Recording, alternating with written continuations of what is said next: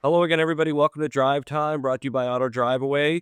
Today, we're going to talk about the private truck fleet market. It sounds a little bit daunting, but in particular, when private truck fleets need to move their vehicles, how do they get from point A to point B when they're not carrying a big load? And is there an area for Auto Driveaway to kind of play a part? So, Ryan O'Shea, welcome to the program. We're going to let you kind of maybe give an overview of this opportunity and where we think Auto Driveaway could help out some of our partners. Sure. Thanks, Kevin.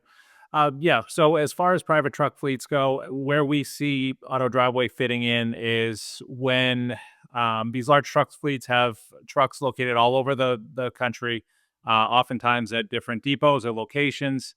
If for whatever reason they need to move one truck from one location to another, but there is no load going from point A to point B, call Auto Driveway. Let us take care of the administrative burden. We'll dispatch a driver and get that truck to the other location, rather than using your driver resources to move that vehicle where they could be a little bit more productive moving loads to other parts of the country.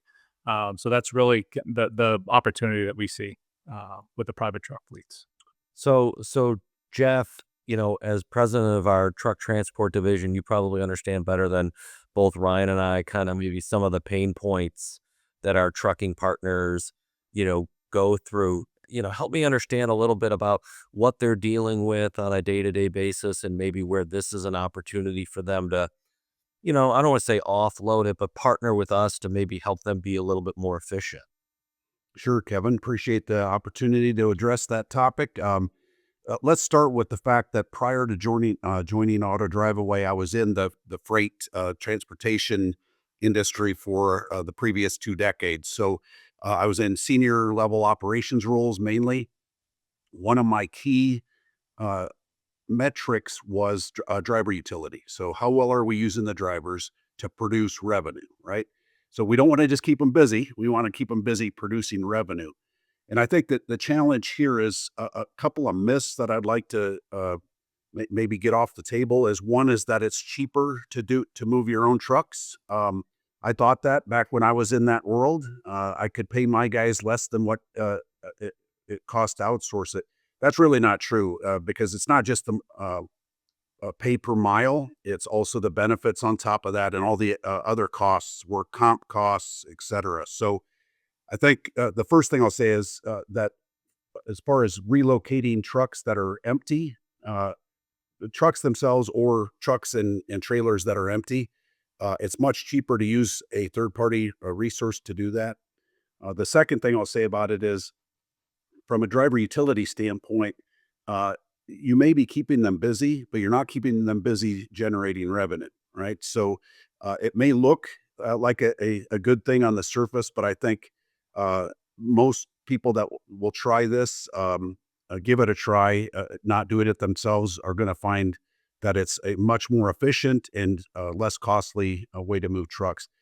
So Ryan, going back to you, help me understand, or if you were talking to maybe a decision maker at a private truck fleet, building off what Jeff said about why it may be valuable for them to outsource this specific activity. What can people expect, when they work with Auto Driveaway? If they were to outsource this to Auto Driveaway, what does Auto Driveaway bring to the table that will help them, be more efficient? So it's really communication and reliability are the two big things. The process is very simple. There's no contract set up. It's just a matter of sending us the pickup delivery location as well as the vehicle or truck that we're moving. And then we take it from there. We'll call both the pickup and delivery contacts within 24 hours. Make sure that there's a good time for pickup as well as delivery. And then we take it from there. We'll communicate along the way if there's any hiccups or anything that goes wrong. But as far as turnaround time, you could expect things to be moving within 5 days.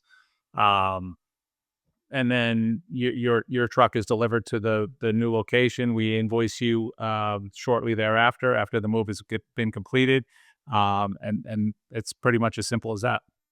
Yeah, and I think that's important, is that there's no contract, right? This is almost an on-demand type service that we can provide because of our footprint, because of our driver network, right? We can jump in as needed and help you out at a almost a moment's notice, right?